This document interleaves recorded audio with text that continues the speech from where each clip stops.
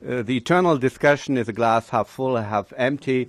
And I would basically argue that both are correct. It's a complex relationship, and both indeed explain very real reality. We've talked about the trade, we've talked about scientific cooperation, security cooperation, but on the other side, the very different view that the EU takes on the Israeli-Palestinian conflict and on Israel's security concerns, the public criticisms.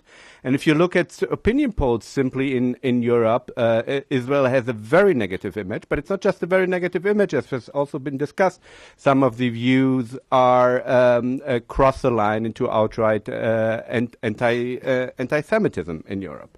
And the conflation between the European Jewish community and Jews in general in Israel is something that simply can't be overcome. But even if one were to take the view that the glass is more half full, even if one takes a more optimistic view, I'm worried that the downside risks are much bigger. And that's because all the positive elements of this relationship are strictly compartmentalized. Take trade. Israel is not a big producer of consumer goods. Most Europeans are not even aware that the telephones, computers, or the drugs that they are taking are made in Israel. Or security cooperation. That just really is only known to a very few handful of specialists. And the general public is not aware how many European lives have been saved thanks to Israel intelligence. And I would, though, in this case, say there is a big failure of European leadership. It should be interested in improving the image Israel has in Europe, and instead of the Israeli prime minister having to say that we've saved European lives, I still haven't heard a single European head of state expressing his or her gratitude for something like this. But on the other hand, while this positive part is compartmentalized, the conflict is being played out right in the open. Every day in the newspapers, in EU Council conclusions, and that, of course, creates a vicious circle. It feeds the negative sentiment that Europeans have anyway, and then creating the pressure that European politicians will always cite from, we're getting so many complaints from the public, so we have to be more critical of Israel.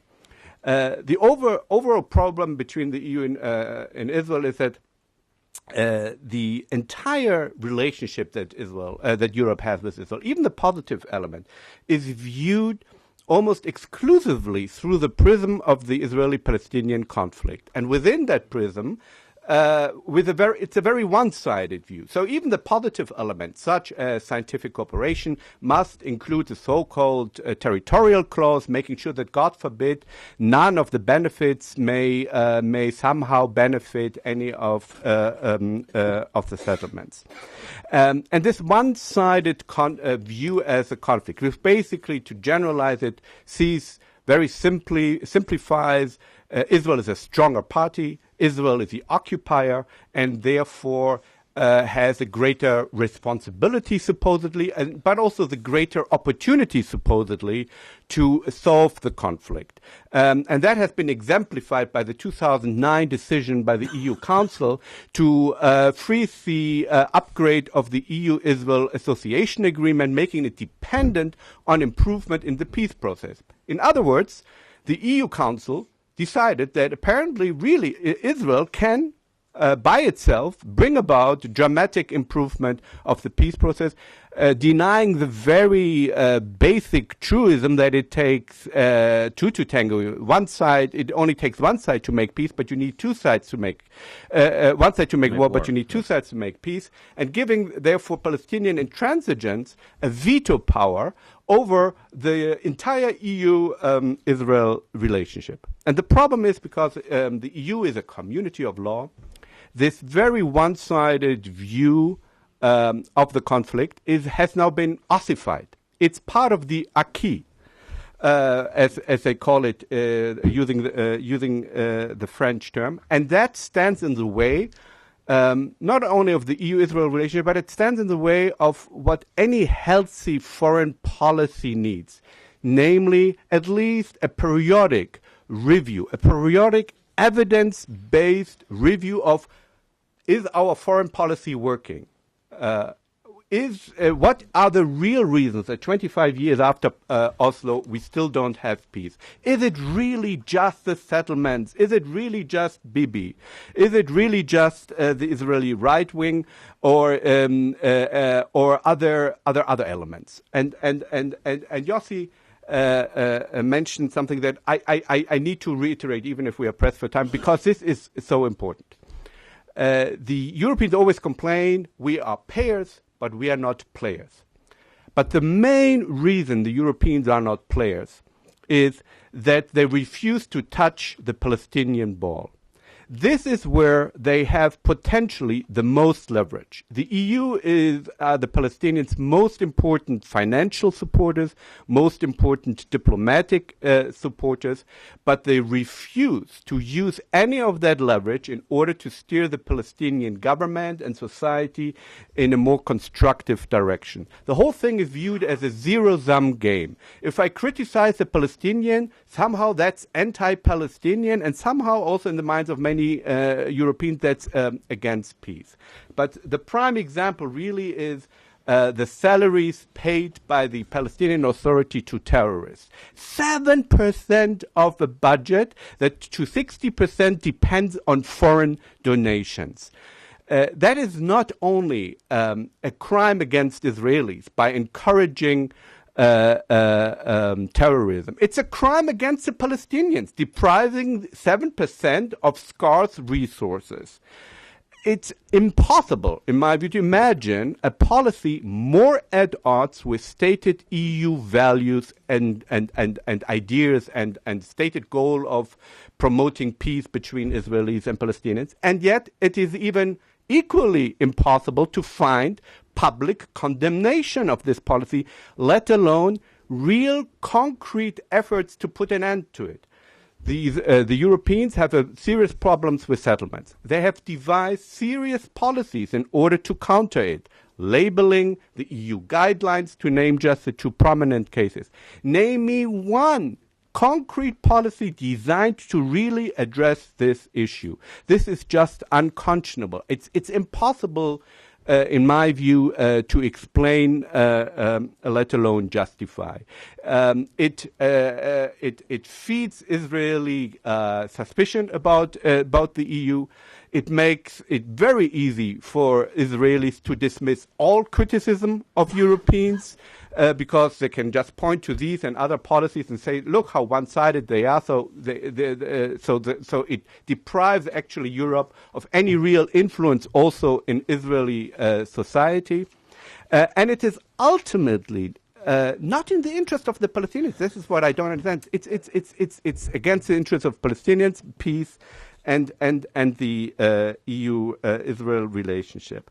So let me conclude here, because I know we are pressed of time. The moment we see in Europe such a real evidence-based review of the foreign policy, and that doesn't mean simply accepting everything Israelis say, doesn't mean accepting settlements, but really looking equally hard at the obstacles on the other side of the equation, and finding real concrete policies, serious policies. Whether they will succeed, I don't know, but at least give it a good college effort to address those aspects of the problem. That day will be, I think, where we may have, again, a greater hope for a resolution of or at least a progress in the Israeli-Palestinian conflict. And that may be also the day when we will stop asking whether the glass is half full or half empty.